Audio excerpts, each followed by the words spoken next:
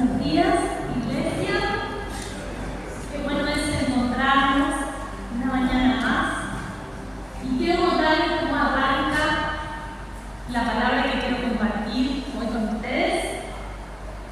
Hace ya muchas semanas había una palabra y esta palabra la verdad que es bastante resistente, porque a veces me levantaba a la mañana pensando en eso y cuando me quería contar a dormir no podía dormir porque venía, ¿no? En la idea de él.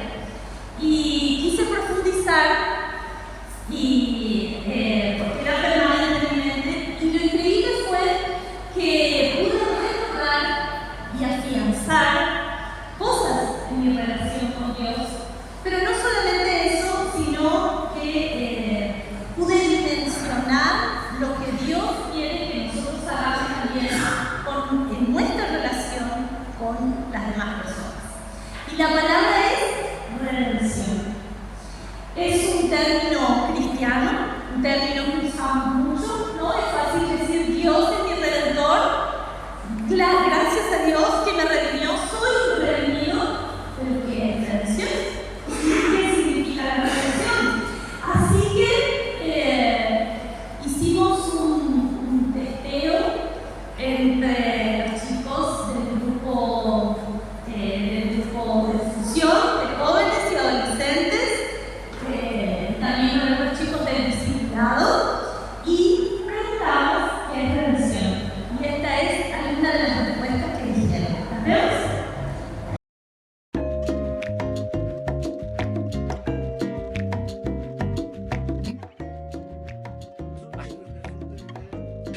¿Las vemos? Frío. Ay, la redención. Ay, Redención. yo edito todas después.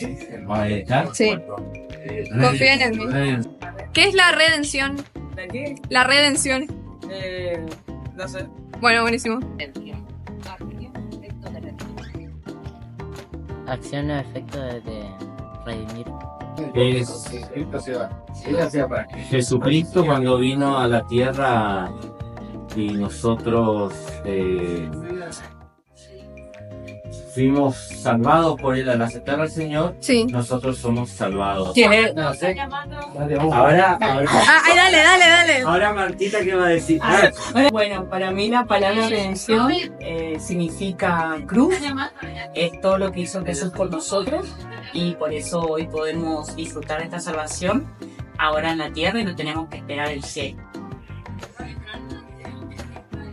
Ni idea. Pero es como volver a nacer, se podría decir. Sí, eso creo. Ni idea, la verdad. Superar una etapa de la vida que fue un error y es La redención es lo que Jesucristo vino a hacer con nosotros. Estamos listos para ser salvos por medio de Él, su sacrificio, y vino a rescatarnos, a redimirnos. Es la salvación que nos dio Cristo al morir en la cruz. Yo iba a decir eso, copión. La salvación que nos dio Dios. Es la salvación que nos dio Dios al morir en la cruz por nuestros pecados. el perdón de los pecados. La redención es lo que Jesús hizo en la cruz por todos nosotros y salvándonos de condenarnos en la muerte. Para mí la redención es la salvación y la recuperación. ¿Qué es la redención? Es volver al origen, a lo que fuimos diseñados para ser. Para mí la redención es restaurar el valor de algo pagando el precio correspondiente.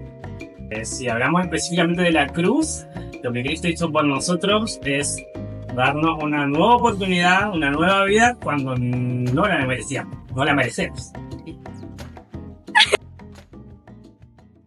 Bueno, quisiera que piensen, si yo tengo una cámara en este momento, digo, ¿qué es redención? ¿Qué contestaría? ¿Sí? Parece fácil, pero no es tan fácil, no es nada fácil. Porque a veces decimos redención, eso es la salvación, la que soy santo, pero finalmente nuestra fe no tiene que ver mucho con esas palabras que usamos, cristianas que usamos, sino en que podamos aplicar en nuestra vida práctica los principios de la palabra de Dios. Así que por eso hoy vamos a que es la redención. Y no solamente la redención se aplica a nuestra relación con Dios, sino también a nuestra relación con las personas que nos rodean. El título es Amor Redentor y vamos a orar. Señor, te damos gracias. Gracias, Señor, por tu palabra. Gracias, Señor, por tu presencia. Y hoy claro, Señor, que podamos conocer en nuestro corazón lo que significa lo que hiciste en la cruz por nosotros. Señor, que seamos una iglesia que adore a Dios que nos redime. Glorificamos tu nombre, Señor. Hablamos, Espíritu Santo, en el nombre de Jesús. Amén. Bueno, voy a empezar con la definición básica de qué es redimir, ¿no? Redimir es comprar. Fácil, ¿sí? Pero ¿qué tiene que ver si yo no la compra, no? Hay tres formas en que podemos explicar este principio. Yo redimo cuando consigo algo mediante un pago, ¿sí? Por ejemplo, la libertad de un preso, la libertad de un esclavo que está en un mercado de esclavos, yo lo compro, yo lo redimo. Yo redimo cuando compro algo que fue vendido o empeñado y lo recupero de nuevo, ¿sí? Pago el precio para que eso vuelva a mí. Yo redimo cuando al pagar por ese esclavo o ese prisionero le doy una nueva dignidad, lo cambio de estatus. Era esclavo, ahora es libre, era acusado, ahora es justificado. Pero yo tengo que pagar por esa acusación. Si eso es redención, ¿qué es un redentor? El redentor es el que compra, el redentor es el que paga, el que da una nueva dignidad, el que cambia de estatus a una persona. La Biblia dice que todos necesitamos un redentor. Ustedes y yo necesitamos ser redimidos. Porque cuando el pecado entró en el principio, en Adán y Eva, ¿sí? Ahí fuimos vendidos, ¿sí? Ahí entra el diablo en escena y ahí fuimos vendidos al pecado, somos esclavos del pecado. Quizás físicamente estemos bien, quizás cometemos pecados y decimos, bueno, la verdad que no me pasó nada, ¿sí? Al contrario, hasta me sentí bien. Pero la Biblia nos enseña que la condición a la que nos lleva el pecado es la esclavitud y por eso necesitamos un redentor. Y digamos que en el mundo espiritual no existe reducción de pena, no existe prisión domiciliaria, siempre estamos en el mismo estado de esclavitud, ¿sí? Por eso es que necesitamos que otro nos redima y ese otro es Jesús. Juan 8, 34 al 36, Jesús empieza a explicar a los discípulos lo que él iba a hacer. Jesús contestó, les digo la verdad, todo el que comete pecado es esclavo del pecado. Un esclavo no es un miembro permanente de la familia, pero un hijo sí forma parte de la familia para siempre.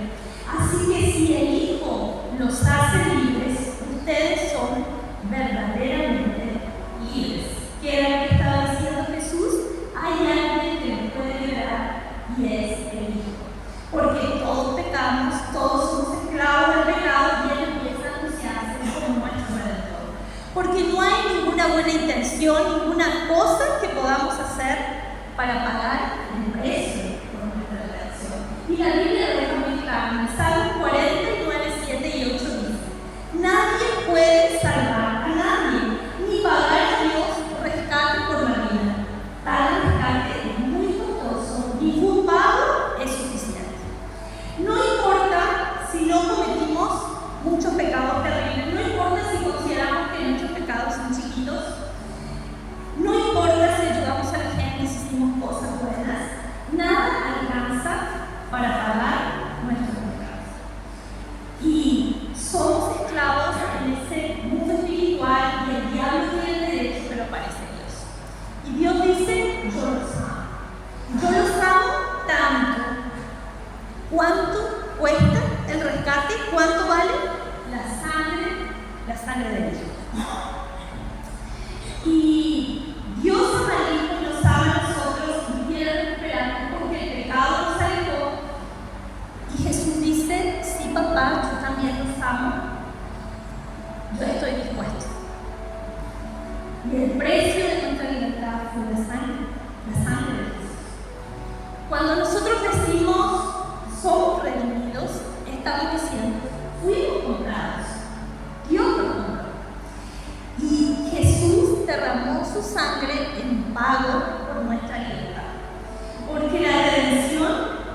saca de la esclavitud del pecado. Y parece algo muy básico lo que les estoy diciendo, van a decir, bueno, la verdad que todos ya sabíamos esto, ¿no? Es algo que parece que todos conocemos, pero a veces, y lo hablábamos en la segunda del jueves, a veces permitimos que nuestra mente se vaya alejando de estas verdades que conocemos acerca de Dios. A veces las cosas de nuestra vida, vivimos nuestra vida y tenemos proyectos y planes y vamos, en la hora de cada día nos olvidamos y no nos damos cuenta si Dios es el que está trabajando activamente en cada asunto de nuestra vida. Una de las historias más influyentes en la narrativa bíblica es la del pueblo de Israel.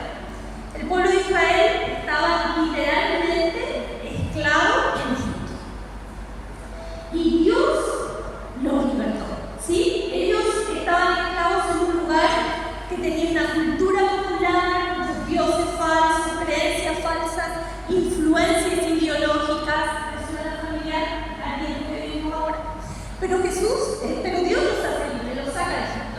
Ellos ya no tenían que hacer lo que Egipto les decía, ya no tenían que cumplir las órdenes de los egipcios, pero su corazón estaba influenciado por toda esa cultura. Al punto que llegaron a decir que queríamos volver a Egipto, ¿sí? Queríamos volver a comer lo que comíamos en Egipto, hacer lo que hacíamos en Egipto. No eran esclavos, pero necesitaban ser libres. Y a veces a nosotros nos pasa lo mismo. Nuestra cultura popular sigue enredando nuestro corazón. A veces pueden ser adicciones, de las múltiples adicciones que existen en nuestro tiempo. Puede ser una ideología, puede ser una creencia falsa, la que nos está enredando. Puede ser un corazón que desea lo contrario de lo que Dios desea. Puede ser un hábito que nos trae mal. Puede ser una influencia espiritual. Puede ser nuestra propia religiosidad la que nos está enredando. O puede ser un estilo de vida pasivo, mediocre, que se conforme con menos de lo que Dios planeó, de lo que Dios diseñó para nuestra vida. Y hoy Jesús nos ofrece verdadera libertad. Libertad que nos tiene atrapados, enredados, adictos, deprimidos. Jesús nos ofrece esa verdadera libertad, esa que leímos en Juan 8:36. Al que el Hijo hace libre es verdaderamente libre. Quizás a veces decimos, yo trato de salir de este hábito pecaminoso, trato de salir de esto, pero vuelvo a caer.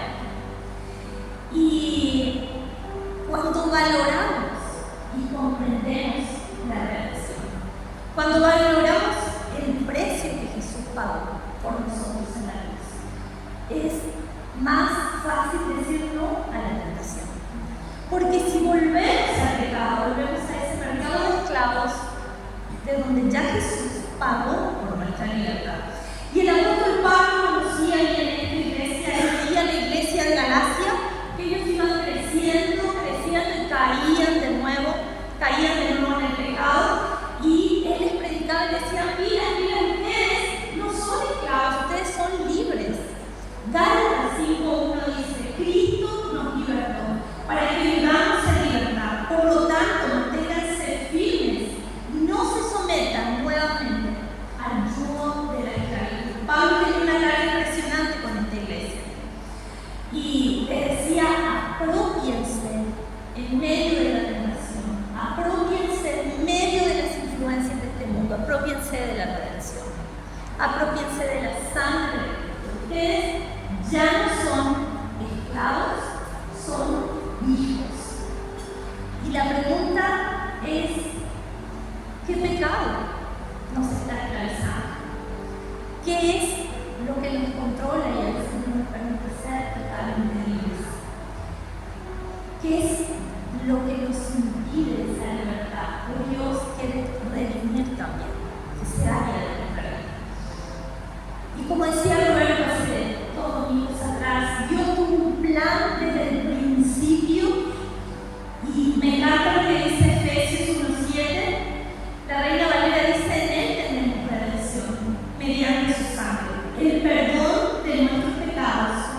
la riqueza de su gracia. La Nueva Traducción Viviente dice en este versículo: Dios es tan rico en gracia y bondad que compró nuestra libertad con la sangre de su Hijo y perdonó nuestros pecados.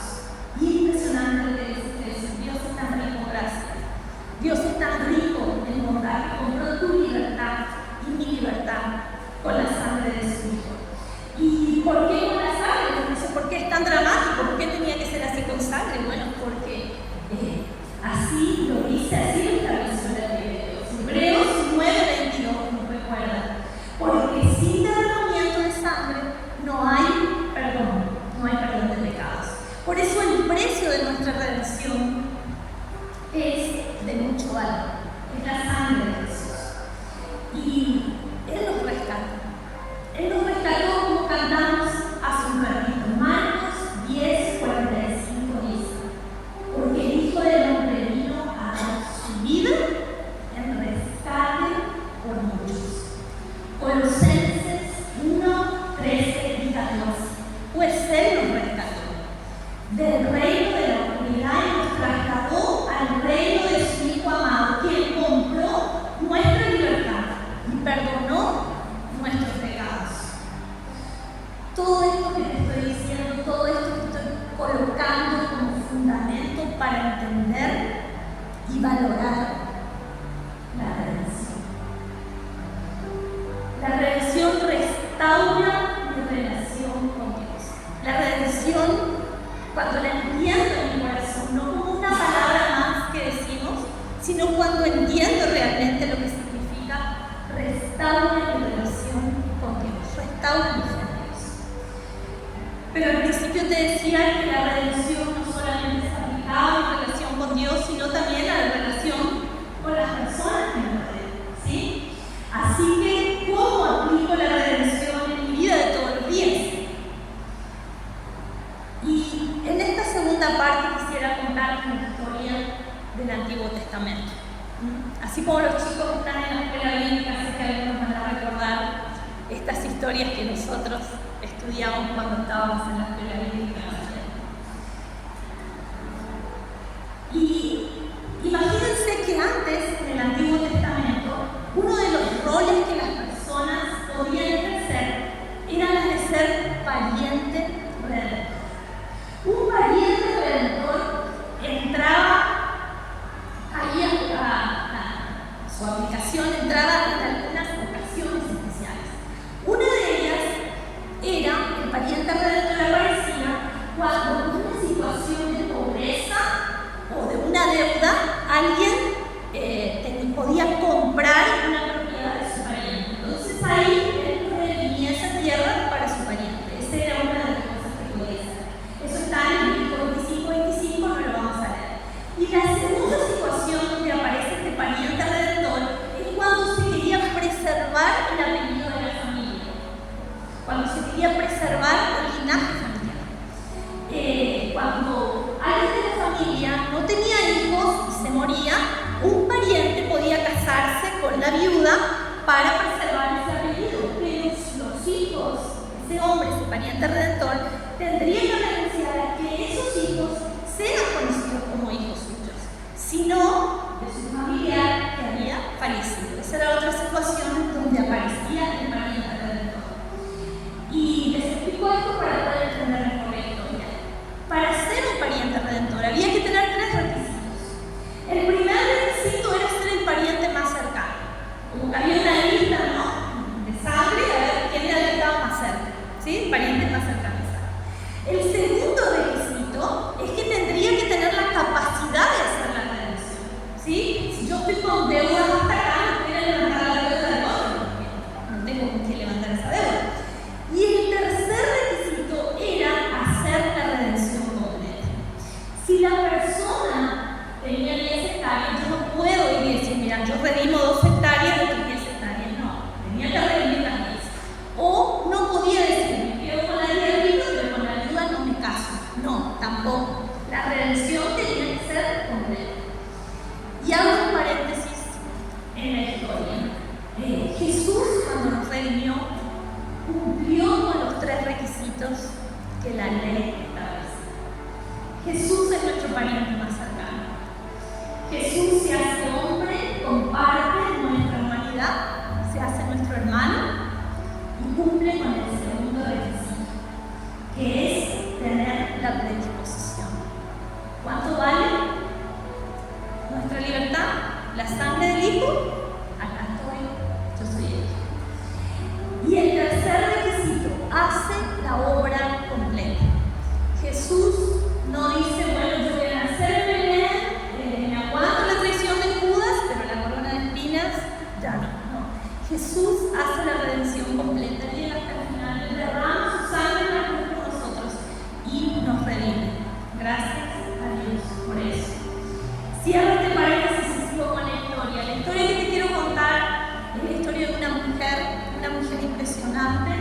Se llamaba Noemí. Su historia está en el libro de Ruth. Muchos conocemos el libro de Ruth por esa novela romántica espectacular que hay entre Ruth y Boaz. Pero en realidad lo que cuenta el libro de Ruth de principio a final es la historia de la redención del mundo. Y para poner en contexto por ahí a quien no conoce esta historia, Noemí era una mujer que se casa con un hombre llamado Elimelech, que vivían en Belén y tienen 2 hijos varones, hacen un viaje, se van a un lugar que se llama Moab y no sabemos qué tal en los planes de Dios estaba ese viaje a Moab, porque todo lo que podía salir mal salió mal en Moab. Muere Elimelech y mueren los 2 hijos de Noemí. Así que Noemí se queda con sus nueras. Y hay una relación impresionante entre una de sus nueras, Ruth y Noemí. Y Ruth le dice a Noemí, ay suegrita, yo la quiero tanto, porque Noemí era la suegra.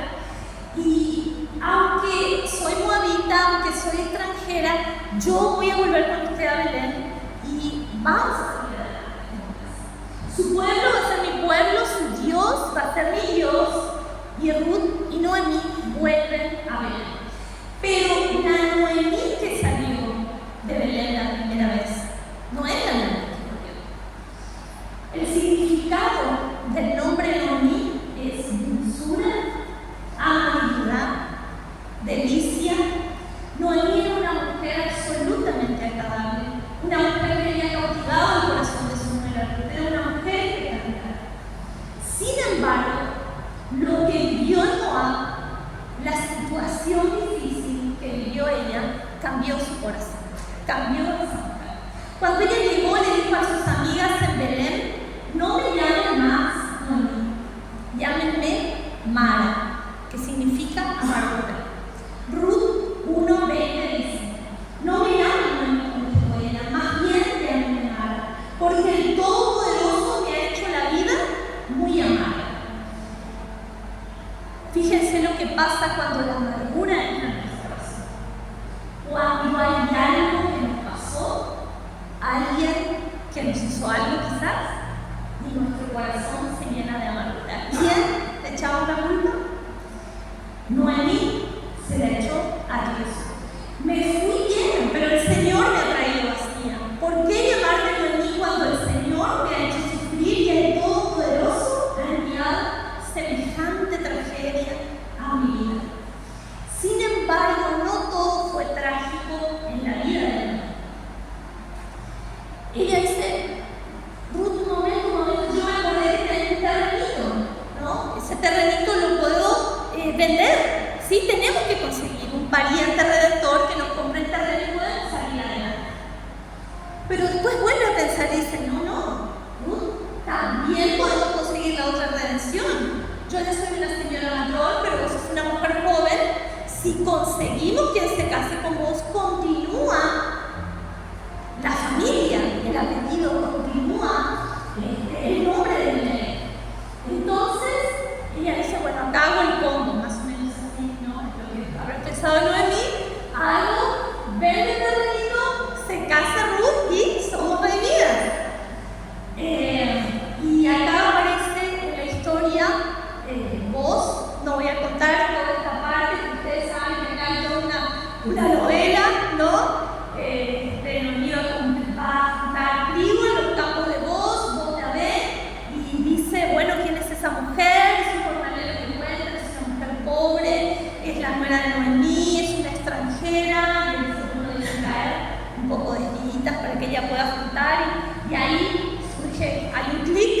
¿no? Y surge toda la historia. Pero vuelvo a la redención. Vos no eras cualquier hombre, era un hombre impresionante. Él era un hombre que no solamente era próspero, sino que era un hombre que conocía la ley de Dios. Y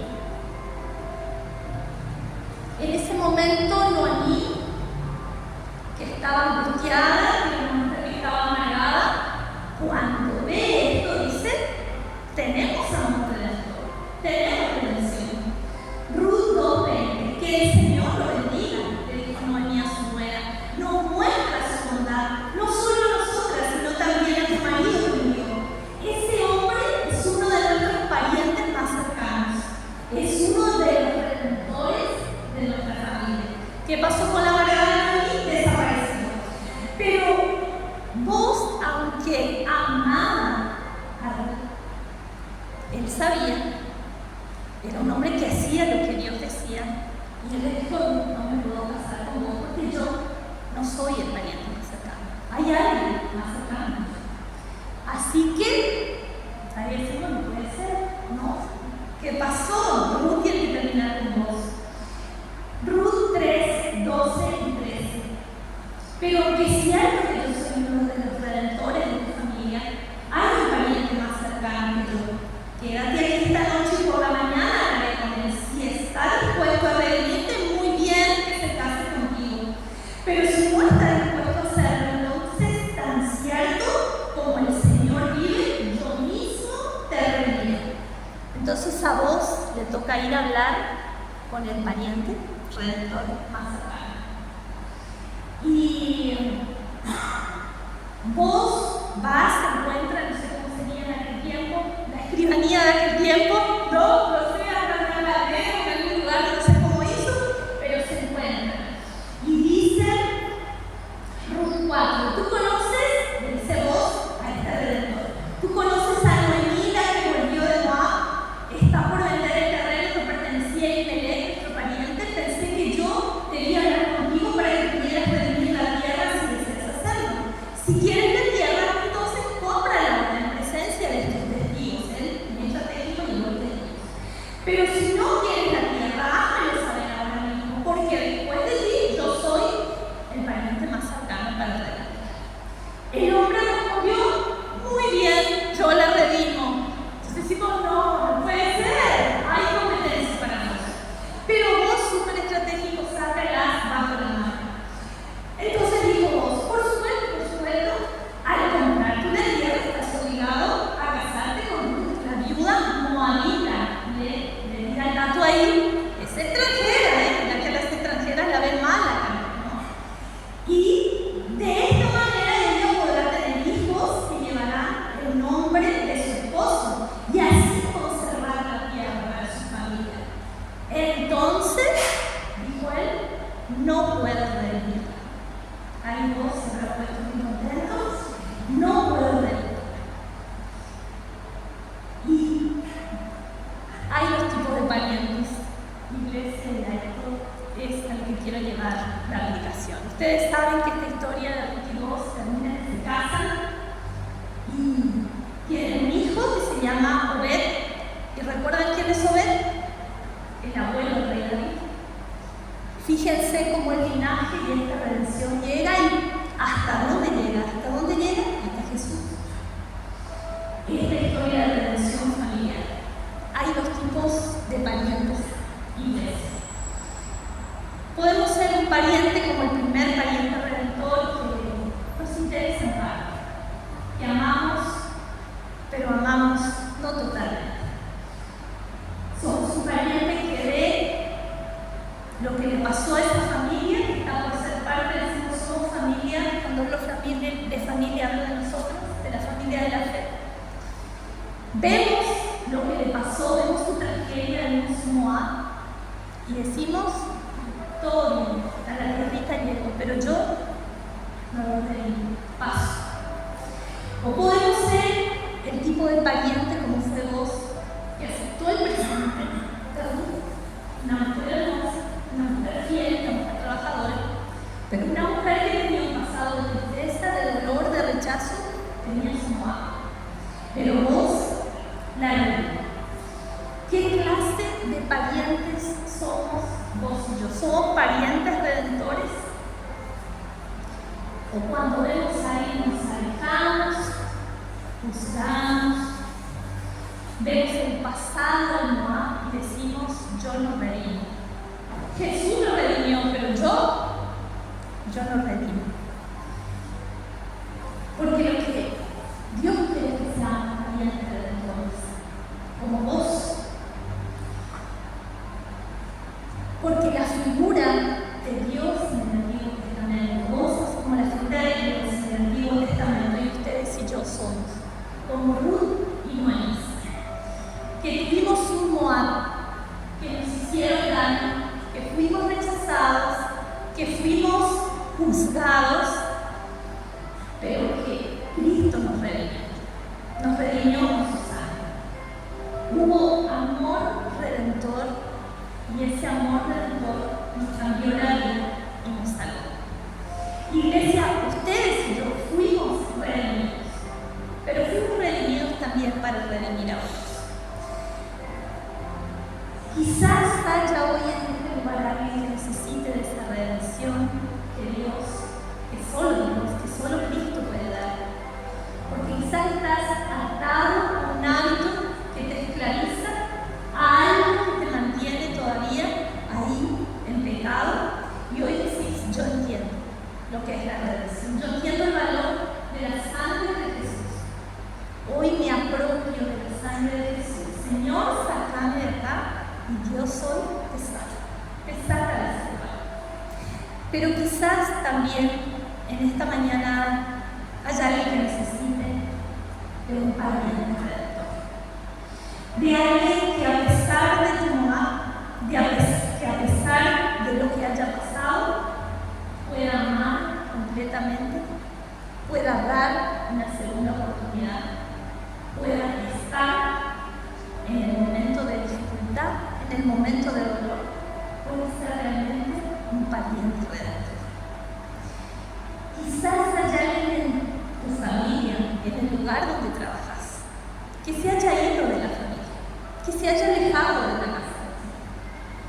Pero vos sos el único puente que puede volverlo a traer. Vos sos ese pariente redentor que puede traerlo de nuevo a la redención de Dios. Y cuando somos parientes redentores, entendemos que no hay otra opción. Porque cuando somos redimidos, cuando entendemos el amor que Cristo nos redimió, no podemos hacer otra cosa más que amar a otros, amar con Jesús, como estamos estudiando, amar a